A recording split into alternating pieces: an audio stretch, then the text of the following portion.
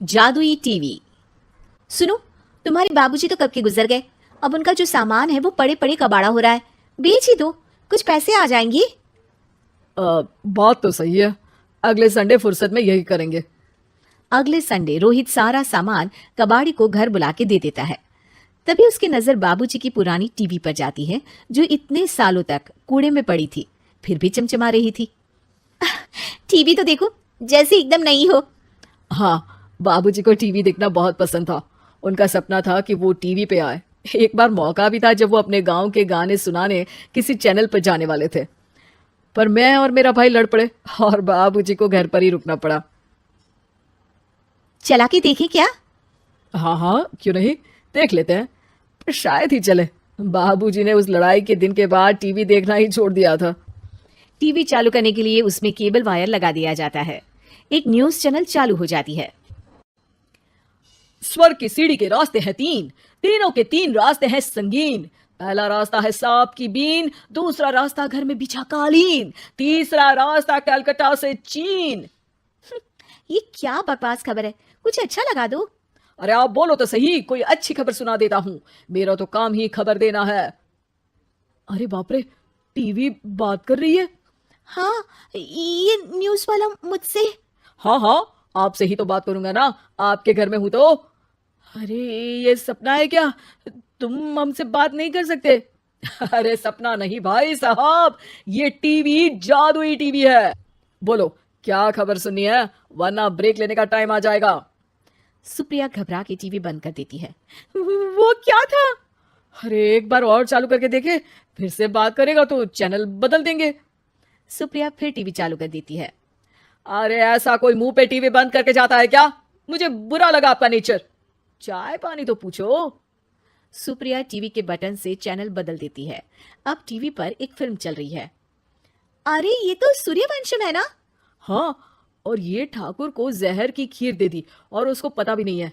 ए भाई, खीर मत पीना, उसमें जहर है, मत पीना। ठीक है महाशय, जैसा आप कहें। हाँ।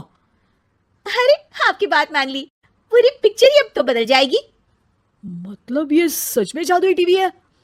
तभी वहां कबाड़ी आ जाता है। भैया टीवी के 150 रुपए दूंगा, चलेगा?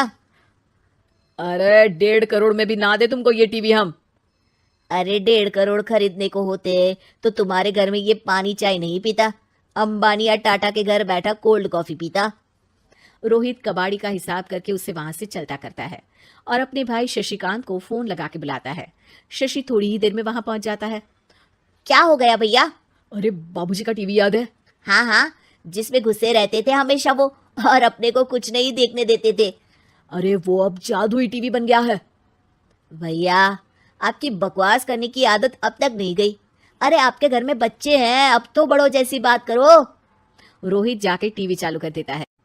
टीवी पर एक जादू का शो हो रहा है जिसमें एक जादूगर है। अब मैं अपनी टोपी में से कबूतर निकालूंगा। श्रिंग ब्रिंग शरिंग बम फोपा फुफी फुफा पाउ। टीवी से कबूतर निकलता है और शशिकांत के सर पर आकर बैठ जाता है। भैया ये क्या हो रहा है? भैया इसे उड़ाओ। ए कबूतर, जा जा, कबूतर चल निकल। अब मैं टोपी में से सांप सुनते ही शशिकांत कांप जाता है और भाग के टीवी बंद कर देता है।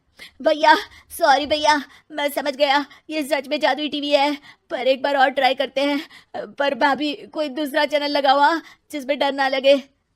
सुप्रिया टीवी चला देती है और न्यूज लगा देती है। अरे कितने दिनों बाद मुझे याद आया, बताइए क्या खबर सुनाओ। और ये नया आदमी कौन है? ये मेरा भाई है शशिकांत। ओह यस, वही है ना जिससे तुम लड़ लिए थे किसी बात पे और तुम्हारे बुढ़ाओ पिताजी गुस्सा हो गए थे और टीवी को संन्यास दे दिया था। हैं? तुमको कैसे पता ये सब? इस टीवी में रहने वाले आदमी से लेकर कबूतर तक को तुम्हारे बाबूजी और तुम्हारी बातें पता है, इसलिए तो ये जादुई टीवी है। ये टीवी क्या कर सकती है वैसे? तुम जो मांगो दे सकती है। कहानी बदल सकते हो, खबर बदल सकते हो, कोई चीज मांग सकते हो। अरे भैया ये टीवी मैं लेके जा रहा हूँ, बाबूजी का लाडला तो मैं ही था ना। अरे ऐसे कैसे? मैं बड़ा बेटा था, अब तक मेरे घर में टीवी थी ना। अब तक कहाँ गए थे पिताजी के लाडले? तुम्हारी गलती का एहसास भी है। अरे भैया ज्यादा ना बोलो वरना भूल गए आपके दांत तोड़ दिए थे मैंने उस लड़ाई में।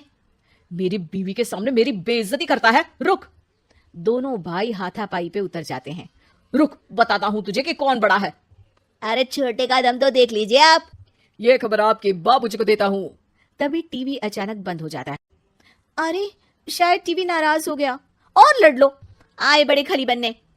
टीवी से एक तेज रोशनी निकलती है और टीवी में बाबूजी दिखाई देते हैं। बापूजी आप। इतना चकरा क्यों रहा है? अपने बाप को नहीं पहचानता क्या? ये तो ऐसा ही है बाबूजी। प्रणाम बाबूजी। अरे चुप कर, तुम दोनों ही उल्टे हो। तुम्हारी वजह से मैंने टीवी में आने के सपने को छोड़ दिया, तुम्हारी लड़ाई की वजह से। और तो और, जितना मैं अपनी बीवी को नहीं देखता था उतना टीवी को देखता था, वो भी छोड़ दिया तुम दोनों की लड़ाई की वजह से। और अब मरने के बाद जब मैंने टीवी को जादुई टीवी बना दिया तो भी तुम इसका फल लेने की जगह लड़ रहे हो। अरे तुम तो लायक ही नहीं हो। अब तुमको बाबा जी का ठुल्लू भी नहीं मिलेगा। बाबूजी चले जाते हैं। टीवी बंद हो जाता है। रोहित और शशिकांत गिड़गिड़ा के टीवी के सामने हाथ जोड़ के बाबूजी को बुलाते हैं, पर टीवी सिर्फ धुआं निकालता रहता है। Subscribe for more content.